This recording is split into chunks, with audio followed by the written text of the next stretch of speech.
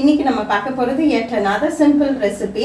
சத்து மாவு கஞ்சியை வந்து நம்ம குக்கர்லேயே காய்ச்ச போகிறோங்க. அது ரொம்ப கட்டிப்படாமல் ரொம்ப ஈஸியாக பண்ணக்கூடிய ஒரு டிஷ் தான் இது. அதாவது இதில் வந்து 2 டேபிள் ஸ்பூன் சத்து மாவு, கிட்டத்தட்ட 50 கிராம்ஸ். அதுக்கு 2 டம்ளர் தண்ணி, அப்புறம் கொஞ்சம் ப்ரௌன் சுகர் அல்லது வெல்லம் போட்டுக்கலாம். நான் வந்து இந்த வெல்லம் 1 ஸ்பூன் போடுறேன். இது எல்லாத்தையும் மிக்ஸ் பண்ணிவிட்டு குக்கரில் 3 சவுண்டு வச்சா போதும்.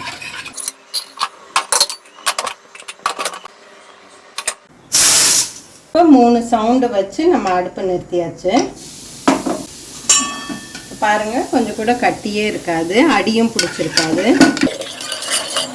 இப்போ நம்ம சத்து மாவு கஞ்சி is ready to be serve. அதாவது 2 டேபிள் ஸ்பூன் சத்து மாவுக்கு 2 டம்ளர் தண்ணி, அப்புறம் 1 ஸ்பூன் வெல்லம் போட்டேன். நீங்கள் உப்பு வேணாலும் சேர்த்துக்கலாம்.